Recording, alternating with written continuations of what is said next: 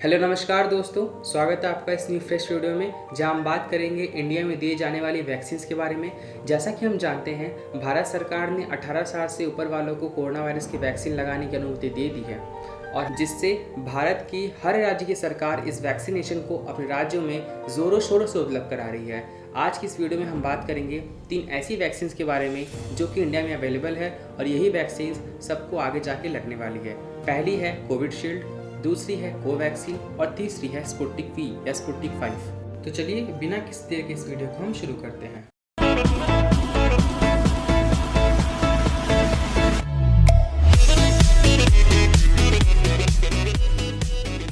सबसे पहले बात करते हैं कि वैक्सीन मैन्युफैक्चर कहाँ हो रही है और इनका फॉर्मुलेशन कहाँ का है।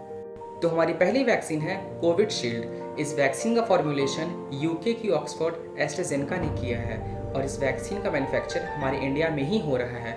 Serum institute of India Covishield का मैन्युफैक्चर हमारे भारत में ही कर रही है। तो अब आते हैं हमारी दूसरी वैक्सीन पे, जो कि है कोवैक्सीन।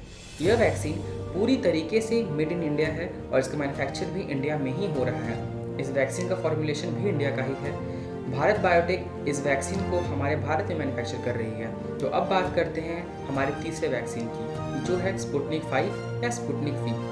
ये एक रशियन मेड वैक्सीन है। तो इस वैक्सीन को रशिया में शुरू किया गया और इसका फॉर्मुलेशन लेकर इस वैक्सीन को अभी इंडिया में मैन्युफैक्चर करने की बात हो रही है। बहुत सारी कंपनियां इसकी मैन्युफैक्चर को लेकर आगे आ रही हैं, बट सबसे ज़्यादा चांसेस है कि डॉक्टर रेड्डीज लैब ही इस वैक्सीन को मैन्युफैक्चर करे भारत में। दूसरा जो मेन पॉइंट आता है वो ये आता है कि ये जो सारे वैक्सीन्स हैं वो कैसे काम करते हैं, किस मैकेनिज्म में काम करते हैं। तो सबसे पहले हम बात करते हैं कोविशील्ड की। तो कोविशील्ड एक वेक्टर बेस्ड वैक्सीन है, एक रिकम्बिनेंट वैक्सीन है। रिकम्बिनेंट वैक्सीन का मतलब कि एडिनो वायरस करके एक वायरस होता है जो हमारे शरीर में जाने के बाद नॉर्मली फीवर, मसल एक और फ्लू जैसे सिम्टम्स कॉज करता है। तो उस एडिनो वायरस को लिया जाता है एज अ वेक्टर और उसके अंदर SARS-CoV-2 यानी कोविड के जो बाहर के स्पाइक्स प्रोटीन्स होते हैं, उस स्पाइक्स प्रोटीन्स का जो कोडिंग जीन है उसे एडिनो वायरस में इंसर्ट किया जाता है। इसे ही हम रिकम्बिनेंट वैक्सीन या फिर कैरियर वेक्टर बेस्ड वैक्सीन भी कहते हैं। अब बात करते हैं कोवैक्सीन की। कोवैक्सीन में डायरेक्टली SARS-CoV-2 यानी कोरोना वायरस को इनएक्टिवेटेड फॉर्म में ही लिया जाता है। मतलब कि कोरोना वायरस को इनएक्टिवेट करके या पूरी तरीके से मारकर उस वायरस को हमारे बॉडी में इंसर्ट किया जाता है ताकि हमारे बॉडी का इम्यून रिस्पॉन्स जनरेट हो सके। अब आते हैं हमारे तीसरे वैक्सीन पे, जो कि है स्पुतनिक 5 या स्पुतनिक वी। यह वैक्सीन भी पूरी तरह कोविशील्ड की तरह ही काम करता है। यह भी एक वेक्टर बेस्ड वैक्सीन ही है। इस वैक्सीन में भी एडिनो वायरस का यूज़ किया जाता है एज ए वेक्टर और उसके अंदर कोरोना वायरस का स्पाइक प्रोटीन्स को इंसर्ट किया जाता है, जिसको रिकम्बिनेंट वैक्सीन भी बोलते हैं। मगर यहाँ पे कोविशील्ड और स्पुतनिक 5 में एक बहुत बड़ा डिफरेंस है और वो डिफरेंस ये है कि कोविशील्ड में एक ही तरीके के एडिनो वायरस वेक्टर का यूज़ किया जाता है और स्पुतनिक 5 में 2 तरीके के एडिनो वायरस वेक्टर का यूज़ किया जाता है। तो इसकी वजह से स्पुतनिक 5 का जो एफिशिएंसी रेट है वो कहीं ना कहीं कोविशील्ड से थोड़ा बहुत ज़्यादा हो जाता है। तो चलिए अब हम बात करते हैं इन तीनों ही वैक्सीन के एफिशिएंसी रेट की कि कौन सा वैक्सीन कितना एफिशिएंट है। सबसे पहले हम बात करते हैं कोविशील्ड की। इस वैक्सीन का एफिशिएंसी रेट अप्रॉक्सीमेटली 70% है। यह एक एवरेज वैल्यू है, ओके। तो ये वैक्सीन 70% एफिशिएंट है। कोवैक्सीन की बात करें तो इसका रेट ऑफ एफिशिएंसी है अप्रॉक्सीमेटली 80% और स्पुतनिक 5 की बात करें तो इसका एफिशिएंसी रेट है 90.6%, यानी अप्रॉक्सीमेटली 91% एफिशिएंट है स्पुतनिक 5। तो चलिए अब बात कर लेते हैं कि इन तीनों ही वैक्सीन को कितने डोज में लेना पड़ता है और उन वैक्सीन के डोज का इंटरवल कितने डेज का होता है। सबसे पहले हम बात करते हैं कोविशील्ड की। इस वैक्सीन को पहले तो नॉर्मली 28 डेज में लिया जाता था, मतलब कि इस वैक्सीन को 2 डोज में लिया जाता है। पहले डोज के बाद 28 डेज के इंटरवल पे आपको सेकेंड डोज लेना है। बट अभी क्या हो गया है कि पहले डोज के बाद आपको 4 से 6 हफ्ते या कहीं कहीं 8 हफ्तों तक का इंटरवल भी लेना होता है। उसके बाद सेकेंड डोज आपको लेना है और ये भी हो सकता है कि इंटरवल को फ्यूचर में 12 हफ्तों तक भी बढ़ा दिया जाए। तो अब बात करते हैं हमारी सेकंड वैक्सीन यानी कोवैक्सीन की। कोवैक्सीन को भी आपको 2 डोज में लेना है और इस वैक्सीन को लेने का इंटरवल भी 28 डेज ही है। इसके इंटरवल को भी बढ़ाया जा सकता है। अब ऐसा नहीं है कि 29 डे पे आप वैक्सीन नहीं ले सकते हो या कोई नुकसान करेगा। ये मैटर करता है वैक्सीन की अवेलेबल होने पे। तो अब बात करते हैं हमारे तीसरे वैक्सीन की, जो है स्पुतनिक 5। ये वैक्सीन भी 2 डोज में ही आता है और इस वैक्सीन का इंटरवल भी 6 से 8 हफ्तों का ही रखा गया है। तो चलिए अब बात कर लेते हैं इन तीनों ही वैक्सीन की प्राइस पॉइंट के बारे में कि कौन सा वैक्सीन कितने का है। सबसे पहले कोविशील्ड की बात करें तो इसका प्राइस पॉइंट रखा गया है 200 से लेके 250 तक। कोवैक्सीन की बात करें तो इसका प्राइस पॉइंट है 175 से लेके 200 तक। और स्पुतनिक 5 की बात करें तो अभी तक इसके प्राइस पॉइंट को इंडिया में रिवील नहीं किया गया है, बट इंडिया के बाहर जिन जिन कंट्रीज़ में ये वैक्सीन अवेलेबल है वहाँ पे इसकी प्राइस इक्विवेलेंट टू $10 है। और इस $10 को अगर इंडियन करेंसी में कन्वर्ट किया जाए तो ये आता है 700 से लेकर 750 तक। तो चलिए अब हम बात कर लेते हैं इन तीनों ही वैक्सीन्स के साइड इफ़ेक्ट्स के बारे में।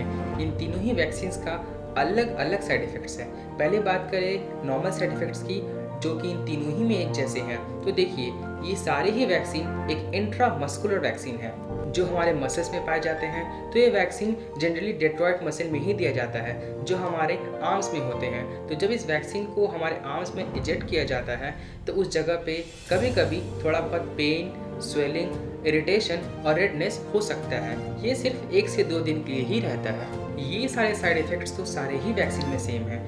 इसके अलावा अगर बात करें कि वैक्सीन की वजह से फुल बॉडी में क्या रिस्पॉन्स आ रहा है, तो कोविशील्ड और कोवैक्सीन दोनों में ही आपको थोड़ा बहुत बुखार होगा, सर दर्द होगा और थोड़ा बहुत आपको बदन दर्द भी हो सकता है। कोविशील्ड वैक्सीन का थोड़ा बहुत सिम्टम्स ये भी है कि कभी कभी आपको डायरिया टेंडेंसीज भी हो सकता है या फिर आपको वॉमिटिंग टेंडेंसीज भी हो सकते हैं। तो ये काफ़ी रेयर केस में ही होता है। Apart from that Covishield vaccine का एक बहुत ही बड़ा बैड रेपुटेशन मार्केट में बन रहा है ब्लड क्लॉटिंग के बारे में, जो कि 1 केस इन 1 लाख पर्सन्स में ही देखने को मिल रहा है। अगर बात करें स्पुतनिक 5 की, तो अभी तक ये वैक्सीनेशन के लिए रेडी नहीं हुआ है। सो अभी इसके proper side effects and body symptoms को लेकर कुछ भी कहा नहीं जा सकता। बट रशिया में और अनदर 59 कंट्रीज़ में जहाँ भी स्पुतनिक 5 अप्रूव्ड है वहाँ ऐसा कोई भी बॉडी में साइड इफ़ेक्ट देखने को नहीं मिला है, जो काफ़ी अच्छी बात है इस वैक्सीन को लेकर।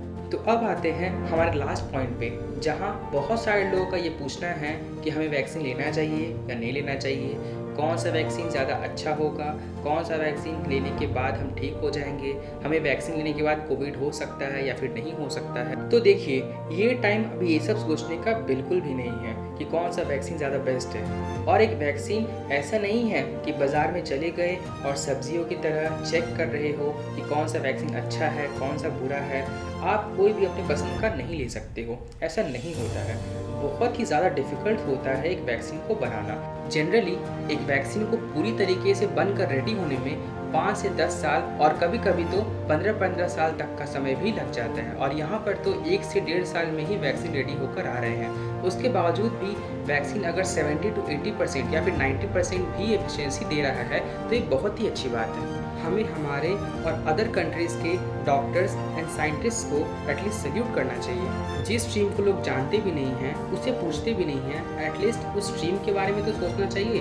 दिन रात एक करती है हमारे साइंटिस्ट इस वैक्सीन को डेवलप करने में, ताकि हम और हमारा फ्यूचर सिक्योर और सेफ हो सके। देखिए हम मानते हैं कि हमारे वैक्सीन की एफिशिएंसी रेट अभी 100% नहीं है, बट वो एटलीस्ट 80% तो है। 100 लोगों में से 80 लोग तो कम से कम इस वायरस से बचेंगे।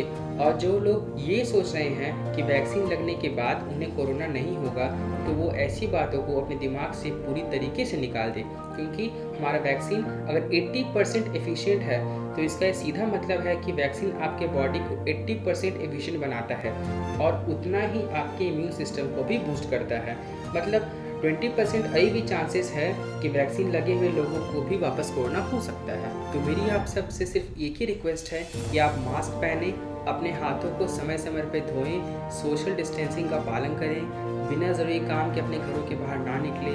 सब पे आई एक साथ ये आफत, और अगर साथ मिलकर इस आफत से लड़ेंगे तो बाहर आ जाएंगे, अगर हम लापरवाही ना बरतें तो मेरी आप सबसे सिर्फ यही एक रिक्वेस्ट है कि प्लीज़ आप पहले खुद को वैक्सीनेट करें और औरों को भी वैक्सीनेट करवाने के लिए प्रोत्साहित करें। तो मिलते हैं अब नेक्स्ट वीडियो में, तब तक के लिए take care, stay safe and please get vaccinated.